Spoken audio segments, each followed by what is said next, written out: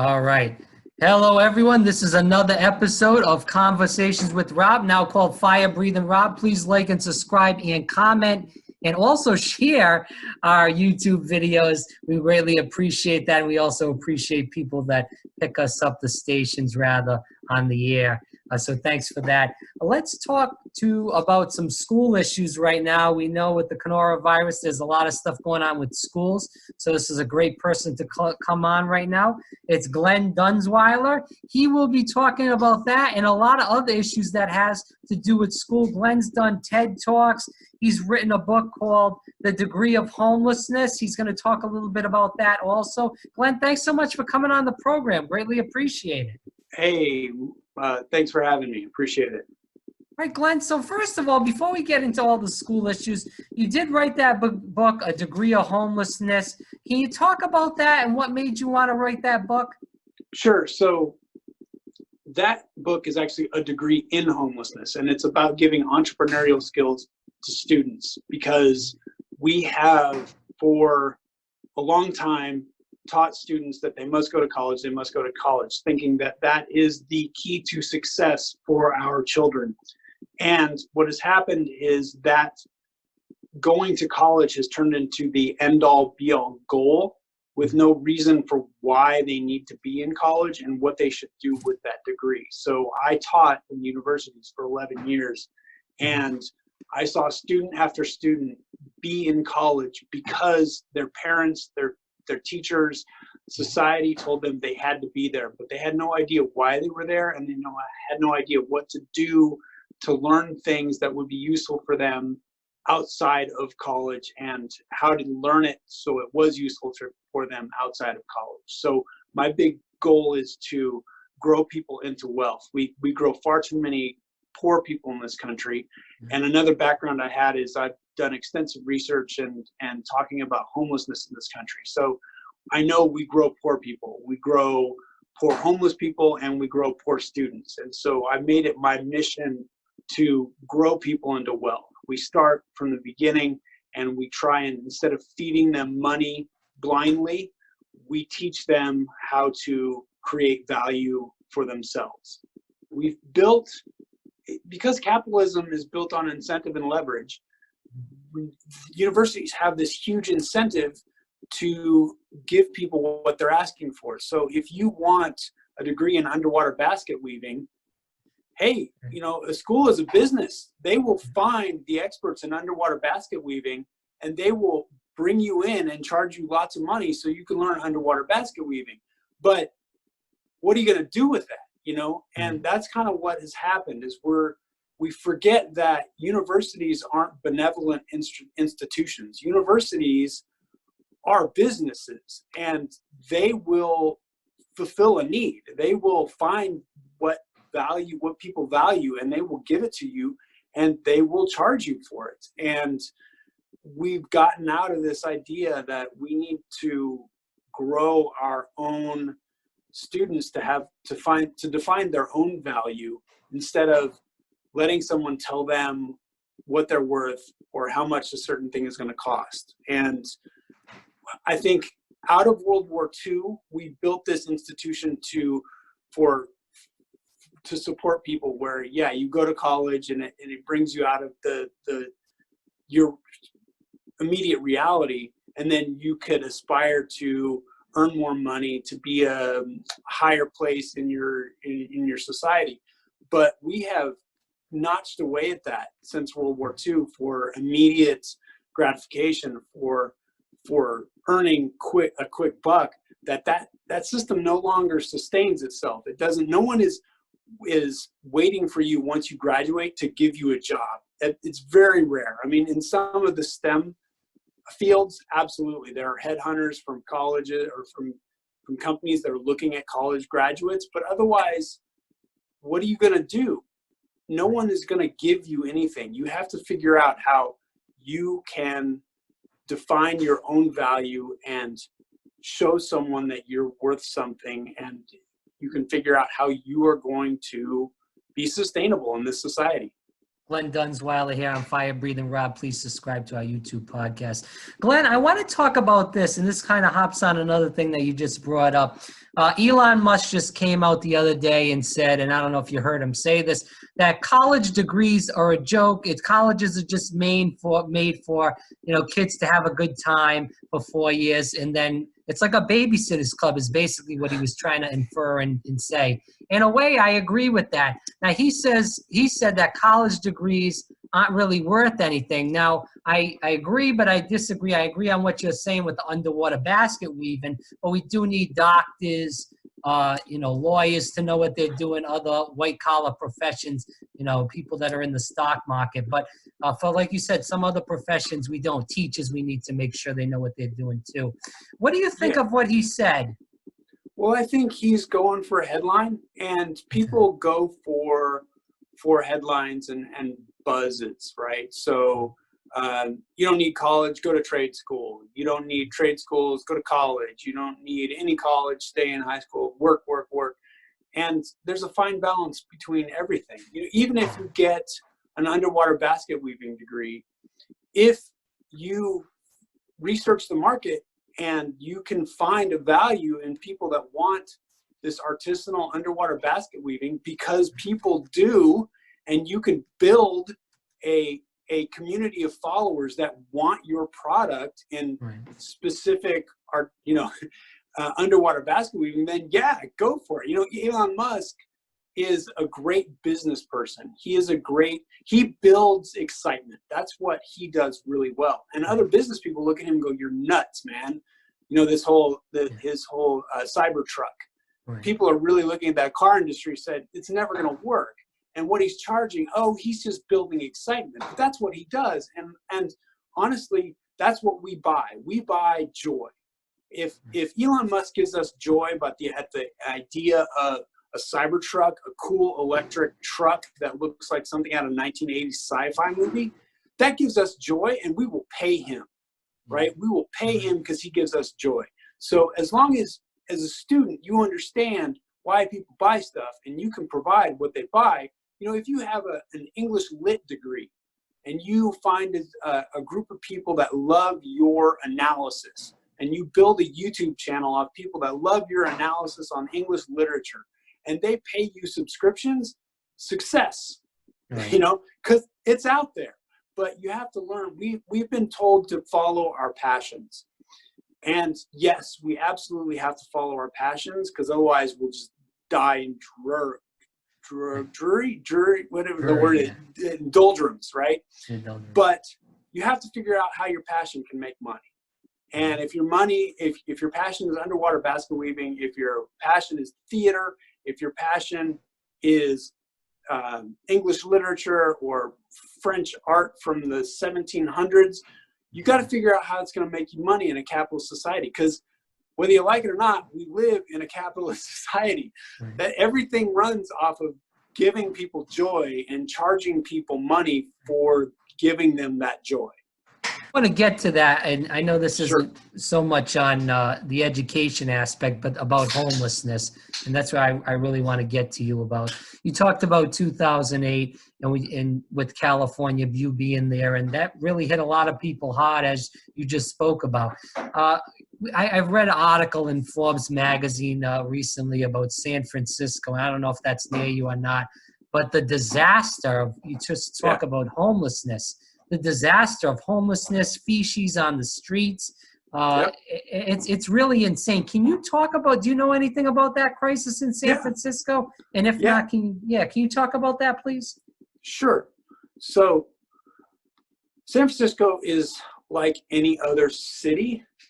West Coast cities get hit harder with homeless people because it's a destination location. People want to go west. It's that gold rush idea. You make your fortune out west, and the weather, except for the Pacific Northwest, the weather is better. San Francisco is pretty cold, but the one unique thing about San Francisco is they have nowhere to put their homeless people. It's geographically so small that homelessness is everywhere. And I have a book a chapter on San Francisco in my first book, Things I've Learned from the Homeless. And, you know, in LA, we've got a huge problem, and it's overspilling Skid Row. But in LA, where I'm at now, we have a place for our worst of worst homeless people, and it's called Skid Row. And you go to Skid Row, and it's crazy. But in San Francisco, there's no place. So there are people, there are homeless people, there are super poor people, there are people without bathrooms walking around and going to the bathroom in the streets with investment bankers, because there's no other place to be. And that's what San Francisco has been, a hotbed of just animosity for poverty for a long time, because there's no separation. And San Francisco is, the whole city is a tourist trap. So there's no place where you can hide your homeless, right? If you've got a, like, let's say Seattle, which has another huge homeless population, but you want to go see some architecture or some tourist places in Seattle, you can kind of keep the homeless away from those tourist places. But in San Francisco, it's so small, you can't keep the homeless away from tourism. And so everyone gets hurt, because tourists don't want to go hang out with homeless people. That's not a goal. But when you go to San Francisco, that's kind of what you do. So yeah, it's pretty nuts. It's pretty insane. So I want to get back to San Francisco, but before you brought up San Francisco, you talked about Skid Row. Can you talk about that? I know you said there's the worst of the worst there, but can you talk about, we hear about a lot of cities have tent cities. Now, is that what you're talking about with Skid Row, or is it something different? Skid Row is a part of downtown Los Angeles that was just kind of, it had a lot of industrial businesses there. So the city kind of just took their hands off and let people kind of go into this maybe 6 square block area. Mm-hmm. And what happened is, Skid Row is, when I say the worst of the worst, I mean the people with serious drug addiction problems, with serious mental illness, with that have no they have no self-worth left. That's where the homeless go. That's where the city is not trying to move you, because constantly it's not illegal to sleep in a public area, because sleeping is a function of a human function, and you can't not allow someone to sleep. But cities try and push homeless people around to get them away from businesses that are complaining or neighbors that are complaining or whatever. Skid Row is where the city just kind of took their hands off and said, it's going to do what it's going to do. This is where it goes. But what happened is, then you get people that don't care about themselves, that have lost all self-respect, that are pooping and peeing in the streets, that are eating whatever and throwing it away wherever.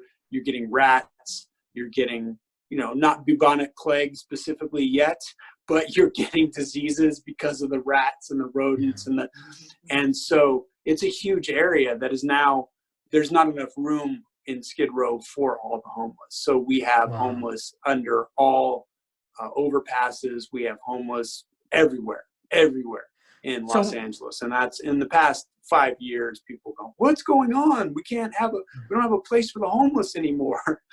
So what is the city doing? Are they doing anything?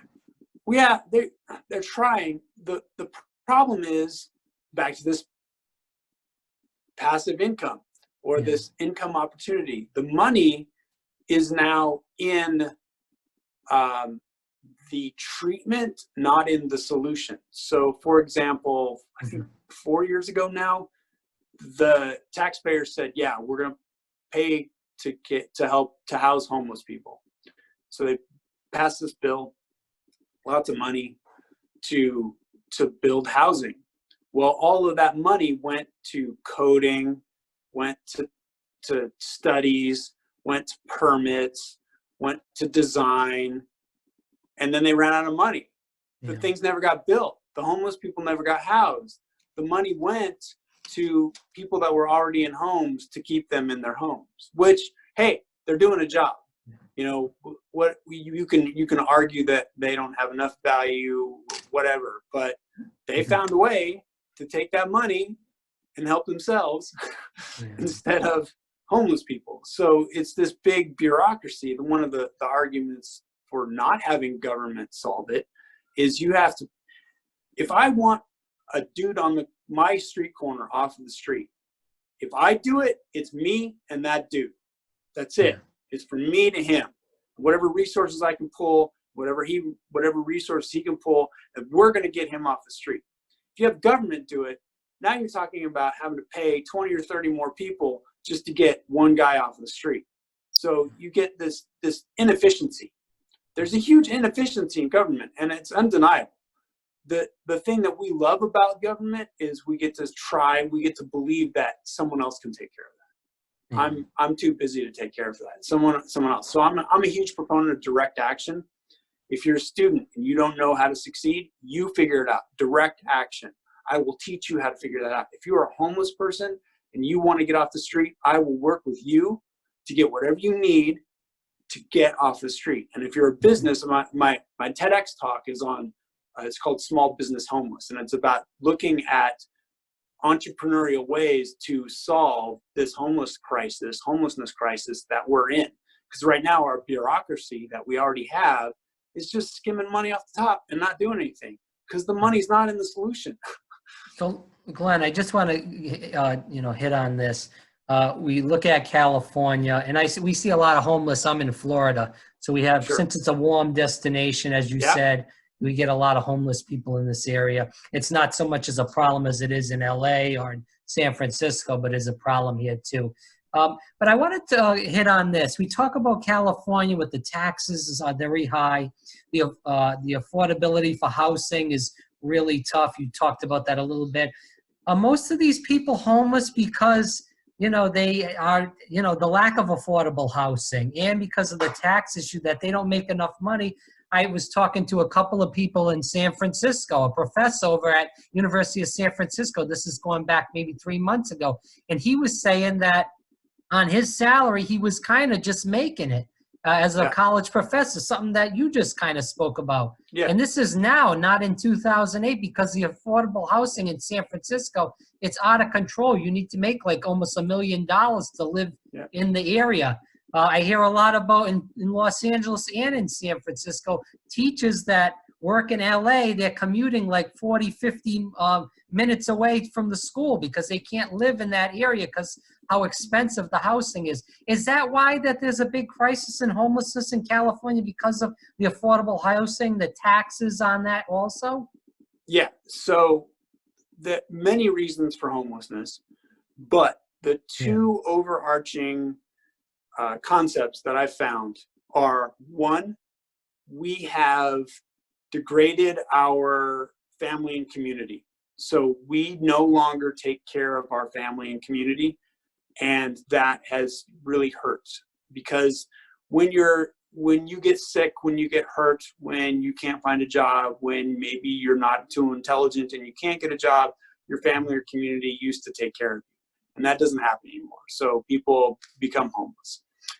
The other thing that's happening is this economic structure that we built out of World War II is so backwards now, and especially in Los Angeles, or especially in California, with the cost of housing and the cost of property, nothing else can compensate. So it costs so much for you to live. There's not a job that pays enough for you to pay rent and eat and go out and whatever, feed the rest of the economic structure, because it's so one-sided. You're paying so much for property. This idea that we're going to raise the minimum wage and that's going to help minimum wage workers, no, it's not, because property owners or businesses still have to pay rent on these properties. So what you're doing, I have a lot of small business owner friends, when they raise the minimum wage, it just puts them out of business. They just can't make it work.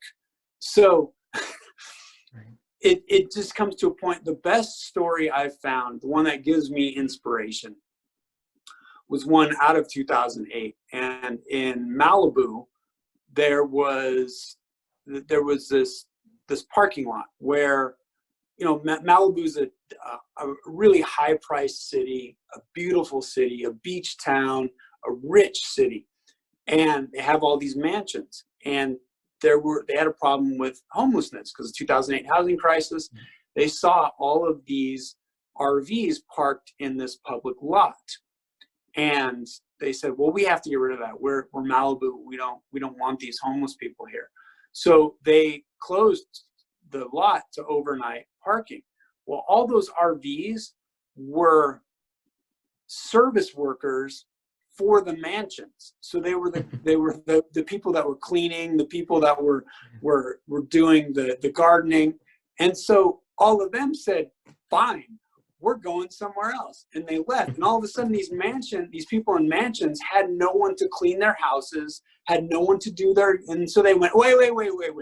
Well, maybe we'll open those lots back up, right?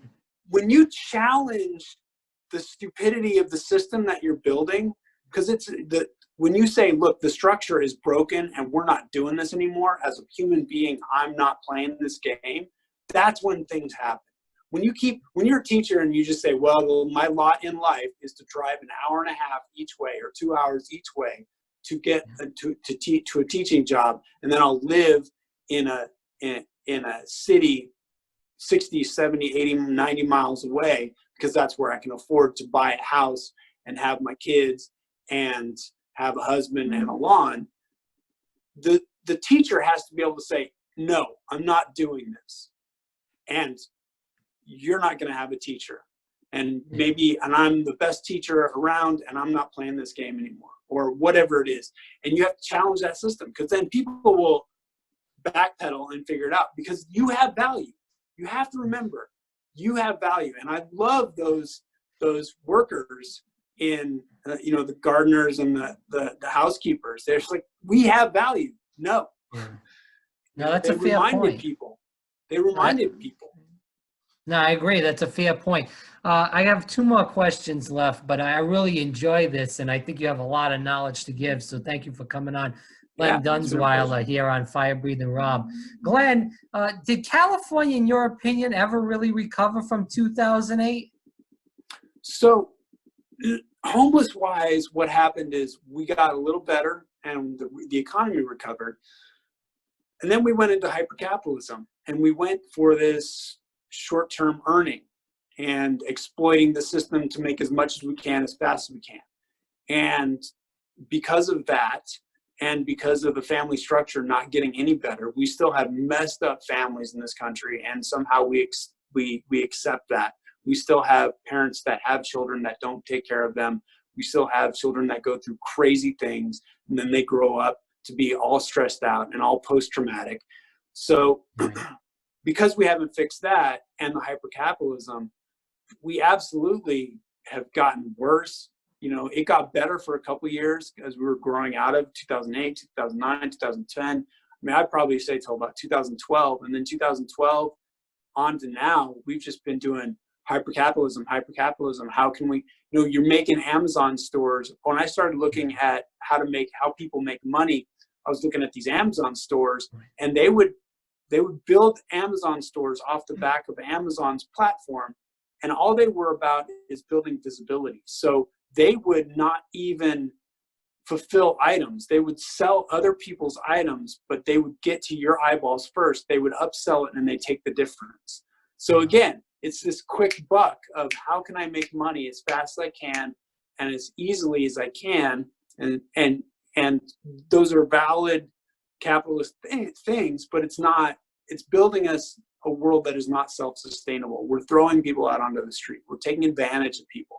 And we need to figure out entrepreneurially with a mind to our families and our long-term goals, how we can make it a win-win situation instead of I win, you lose, because that's what we're doing. We're doing a lot of I win, you lose, I win, you lose. And that's what's burning us.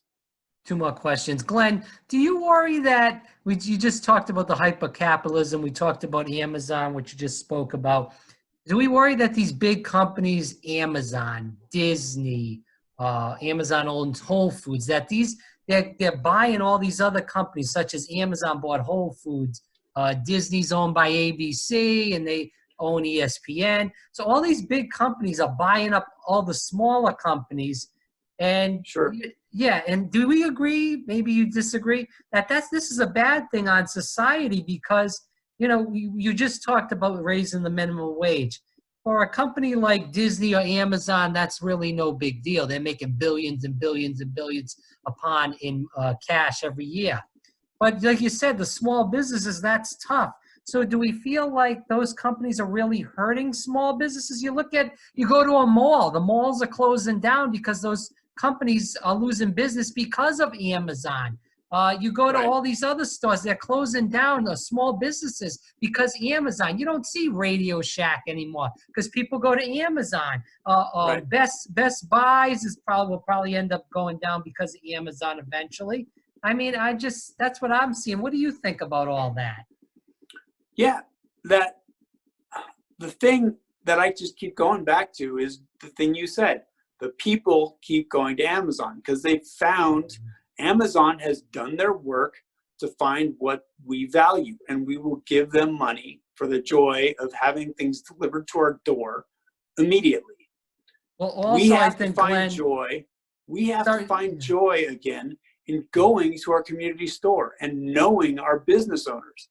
The thing that Amazon is not good at is being personable. They do a good job on customer relations because they need to, and I think that I've always had, no one's ever said, well, because Amazon wouldn't talk to me. There's always someone at Amazon to talk to you, but they know that that's important. What they do is just complete automation, and we bought into this speed and automation, and we have to be able to say, no, that's not important to me anymore. And then Amazon will not be able to make a sale. And part of the entrepreneurial thing, remember the Made in America push? Because of this COVID-19 thing, that may come back. But you can also say finding leverage. Look, I'm buying from this company because it helped rebuild my community and rehouse homeless people that were in my community. It got Joe off my corner. So I'm going to go to this company, and instead of Amazon. Or Amazon, one of the big things that is hard to solve with homelessness is sewage and water, plumbing.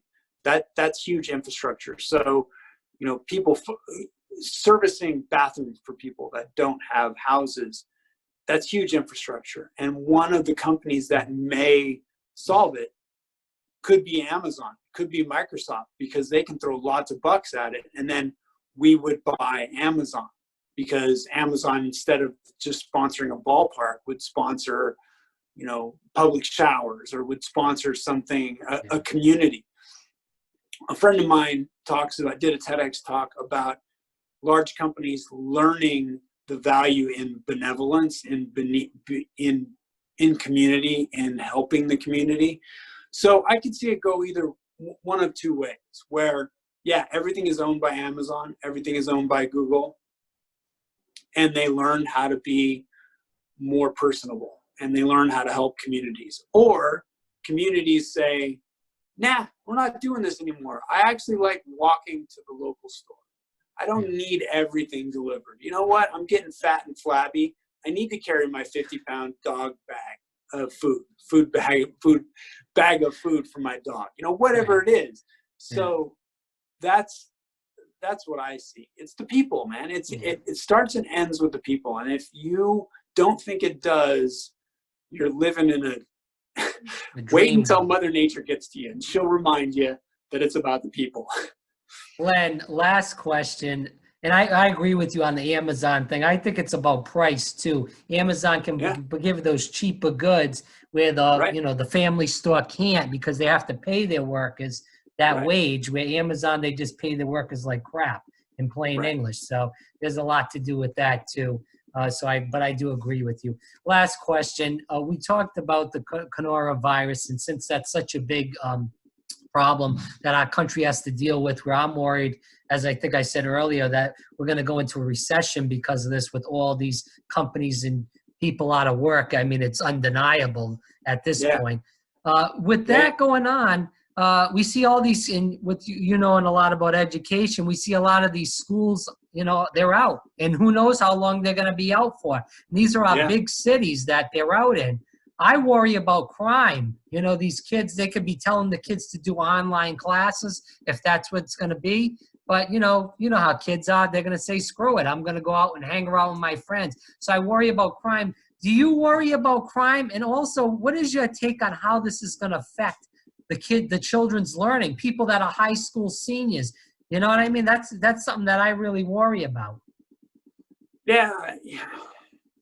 I think if you don't have a family that teaches you how to not panic, you're in a tough place. I grew up swimming, and then I became a lifeguard. And the whole idea was, you're in the water, you can't panic, and you can't save someone that you can't stop from panicking. So that panic feeds in. And if your kid is looking to be 19 or 20 and a jerk, and doesn't have a family to say, no, you need to study, you need to do your online course, or have a father figure that they're scared of physical violence. Hopefully never physical violence will happen, but oh my gosh, I better not screw up or my dad's going to kill me. Kind of that stuff. I think that ultimately we'll be okay. A friend of mine, he's Korean, of Korean descent, and so he's kicked into everything that happens around Asian Americans. And the thing he was saying with the coronavirus is, people stopped eating at Asian restaurants, and then Asian people were getting harassed. And then he found an article that Asian people were buying guns. He went, oh, this isn't going to be good. And I remembered that in the Rodney King LA riots, when the riots started coming to the Korean business owners armed up, got on the roofs and said, no, we're not doing this. We're stopping this. This is madness. No. And I think that no matter what it's going to take strong people to go, no, calm down. No, we're not doing this. And I don't know if we're prepared to do that. I don't know if we have the people to do that. I don't know if we'll listen to the people that will do that. I visited my local store, and it looks like the Soviet Union. I mean, it's just bare shelves, right? Like, man, I think I saw this on a documentary about the Soviet Union in the mid-'80s. So obviously we have panic that's just going nutty. Hopefully people will come back around. But I think also people like to panic. I used to always say cynically, there aren't enough people getting chased by men with machetes. So we have to invent our own drama, And yeah, I think people invent their own drama. They live life in this agreement, this societal agreement that we built, and it's so safe and it's so normal that we find anything to freak out about. And maybe I know for me, 2008, I think it pulled the veil back of what this society was. So maybe COVID-19 will pull the veil back and let a few more people go through the world with a little more measuredly than, that's not a word, but a little more measured than they did before, to really realize that we'll be okay until we're not, but then we'll be okay. We just need to keep our heads straight. Are you taking any precautions right now? I mean, I agree with what you said. I went into the supermarkets down here in Orlando, and and it was a disaster scene. It looked like the end of the world. People were fighting to get into lines. I was like, I got to get out of here. Oh, I went to Disney the other day, Walt Disney World. The place was dead as a doornail. They're shutting down today. Is the last day for 2 weeks at least. So it's kind of scary out there. It looks like as you said, something that would be in a movie. Are you taking any precautions? So I live alone. I scaled my life down about in 2015, and just because my life wasn't working. So it's just me now. I live in a room in a lady's house, and I ride a motorcycle. I live my day very consciously, and I don't have room to store anything. I don't see many people day to day anyway, as I'm trying to build my empire, right? Unless I'm going to networking events. So I say precautions. I'm not going to networking events, but I'm still trying to see people. I'm not storing stuff because I don't have any room to store stuff. Right. But,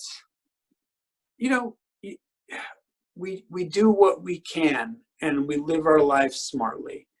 I think the example is this toilet paper idea. Like, why toilet paper of all things? Why are people just hoarding toilet paper? It doesn't make any sense, but we've just picked that's, oh my gosh, what if I were out of toilet paper? This would be horrific. Okay, I need toilet paper. Just people aren't thinking. They're just panicking. It's just back to that lifeguard analogy. They're just flailing in the water. They're blah, blah, blah, blah, blah, blah, blah. And you just got to sit back, and I'm young and I'm healthy. I've been working, I call it bringing Gen X back. I've got a little health mantra that I've been doing for over a year. So I'm a lot stronger. I'm a lot more fit. And so I'm healthy. I'm not going to large events. So cutting down my exposure there. But then, it's not Ebola. Right. It's not Ebola. Yeah, no, I agree. Glen Dunzweiler here on Fire Breathing Rob. Glenn, thanks so much for your time, and I really enjoyed it. You brought a lot of amazing information to all the viewers, and I'd love to have you on again. There's so much stuff that you can really talk about besides education. It's, it's just one of the things. So a degree in education, a degree in education, a degree in homelessness. You did bring a degree in education information to us today. So, but a degree in homelessness. Check out the book, Glen Dunzweiler. Where can people find more about you? GlenDunzweiler.com. So I know it's a heck of a last name, but you can also, my documentary, Why Homeless, letter Y, homeless, ? Is on Amazon Prime. My books, A Degree in Homelessness and Things I've Learned from the Homeless, are also on Amazon. Love them or hate them, Amazon allows me to distribute my word to a lot of people. So you can always find me on there. And Dunzweiler, Dunzweiler. It's a heck of a last name. Glenn, thanks so much. And I appreciate you talking about education and homelessness with us today. Thanks again. All right. Thank you. Bye. Bye, Glenn. Glenn.